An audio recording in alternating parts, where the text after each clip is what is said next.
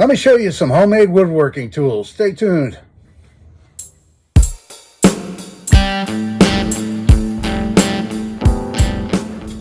Hey everybody, and thanks for coming back for another video. This is Dave, and I'm glad you joined me today. This one's going to be a little bit different maybe for you. I restore a lot of old tools, but I also make my own tools. I've been making my own tools most of my life. And I just grabbed a handful of them. Some of these I've had in past videos, but good likelihood you haven't seen a lot of these before. And I thought I'd just do a video and put them all together for you. And maybe my hopes are it'll inspire you, or you just like looking at old tools. You know, various designs. A lot of these are unique. They're my own design. I get ideas and get inspired to make something, and then I set off and kind of make it my own, you know. I don't know where to start. I just grabbed a bunch of stuff here. So I'll just start with this one right here.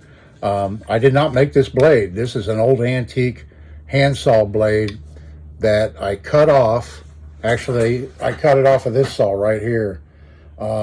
It's an old disc, and I turned it into a 20-inch panel saw by cutting 6 inches off of it. I have a number of saws. I don't even know how many. I don't want to count. But I really wanted a 20-inch panel saw, and I couldn't find one, so I opted to make one.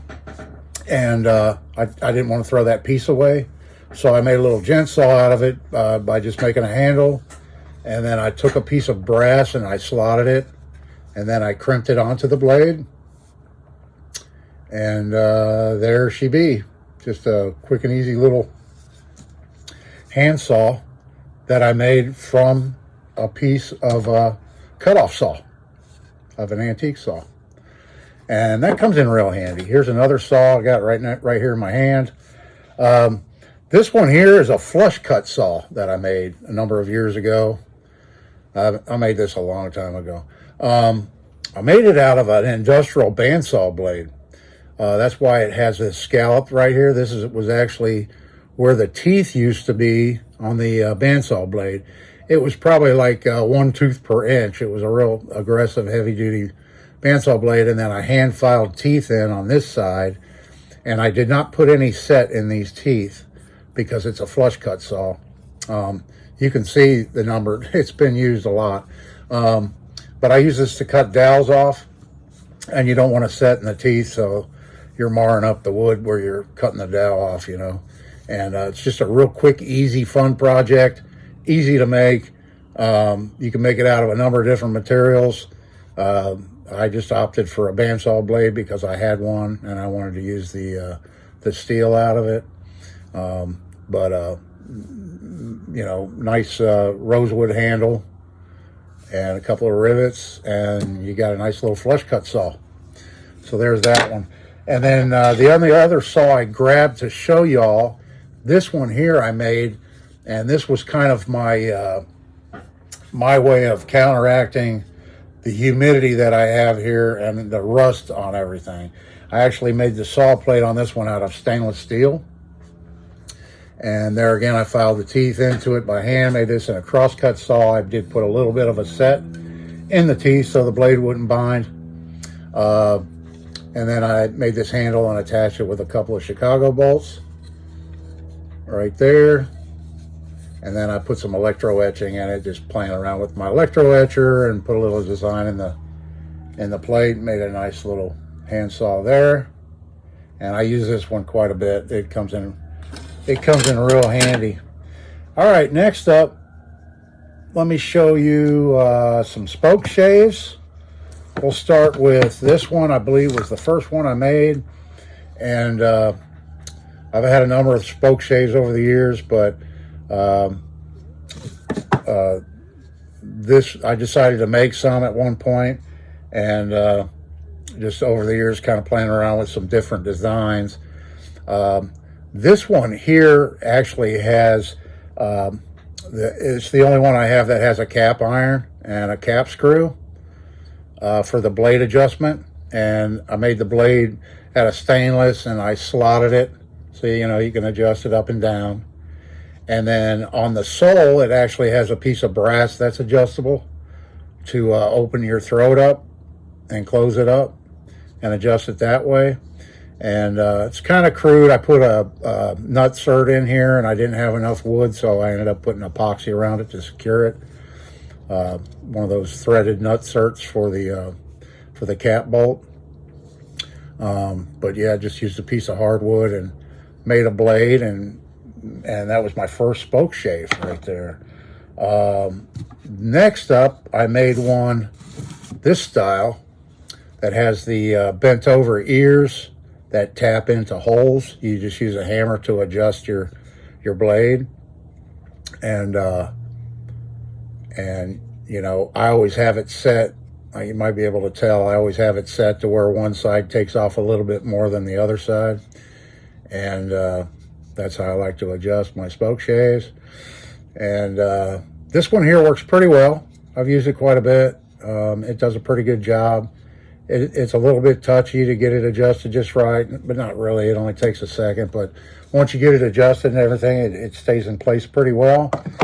This one here is my favorite. This is by far my favorite Spokeshave that I've made, and it's a little bit different. It's kind of my own design. This part here, you'll find other people making Spokeshaves that have the flat blade rather than the type with the ears that goes through the holes. This blade is fixed in place, mortised in, does not move. But mine, you can adjust it with this. These are actually slotted where these thumb bolts go through, and you can adjust this up and down. And I don't recall ever seeing anybody else doing that. I just had that idea one day. Underneath of this block here, I do have sandpaper glued on each side, and that provides some friction, so you don't have to really tighten it up that much. It's just kind of hand tight there, and holds it in place. And then I dovetailed a piece of brass here on the sole, and it works really well. And this is by far my favorite Spokeshave that I've made.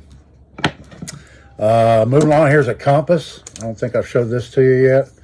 Here's a compass I made out of oak, and to adjust it, you just loosen up that knob. I have a piece of a rubber washer in here that I made to provide the friction to hold it in place so that it's nice and secure and doesn't slip when you're using it. The difference with this compass is, in addition to it holding a pencil, you can using a binder clip here, and I just drilled some holes in it, mounted it to this block of wood, and you can take this block out. It's just held in with some two-sided tape, and you can put in a Sharpie, you can put in a paint pen, you can use a variety of different writing instruments in order to use it, you know, to make your circles. And so that's a real easy, fun project. That was fun to make. Real simple construction. Homemade compass. All right, and then here I have, let's see, I showed you that stuff. Here's a marking gauge I made, and I made this out of another piece of that burley walnut. Real pretty wood, and there again, it just has a thumb cert and a knob tightened to adjust it. Making mortise and tenons, you need to have one of these.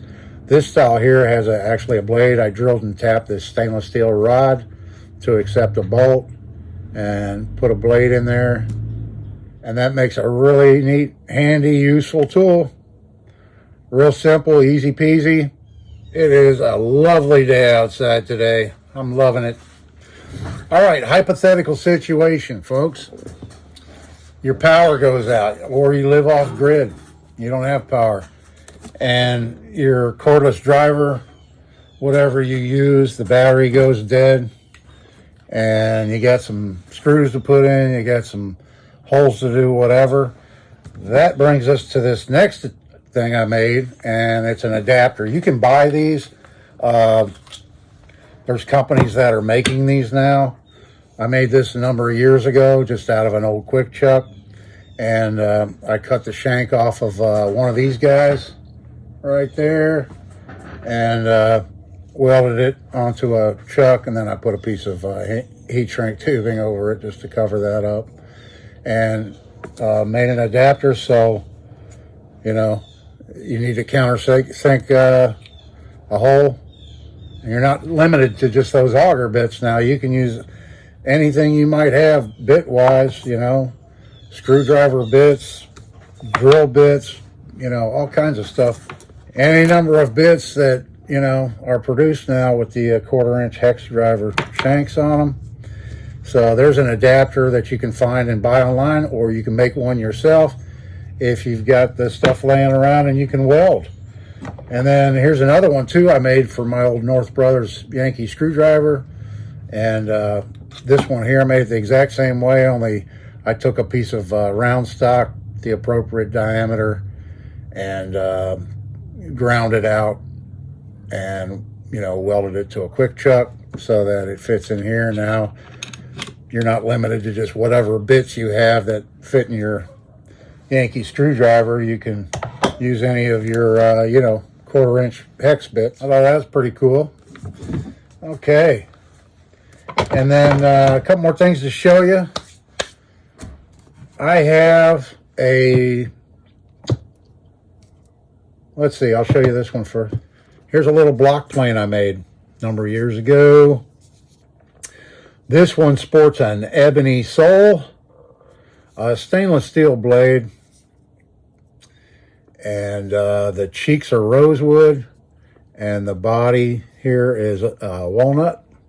So I used 3 different pieces of wood, 3 different types of wood to construct this easy, simple, little, handy dandy block plane that I love and I use all the time. I have a number of block planes, old ones, new ones, but if I'm just softening up the edges on something real quick, this is the one I grab, and it does a really good job, and it's quick and easy, and it's easy to adjust, tap adjust. All right, so yeah, that's a fun project too, folks. Might get out there and make your own block plane. That's great. And then here we have a router plane I made. Real nice piece of burley walnut and some tiger maple right here that is removable, so you can have an open throat or closed throat. And it's just the hardwood sole. And the blade I made out of a Allen wrench, 3/8 Allen wrench. And I just ground it out and sharpened it and cut it off.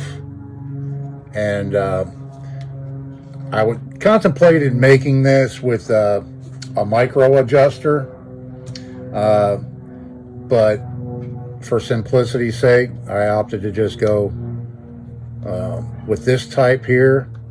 So you've got it all set, and let's say you want to take her down 1/16 of an inch. You can just raise this up, measure it 1/16 of an inch, lock it down, loosen this, and boom, you just dropped your blade 1/16 of an inch.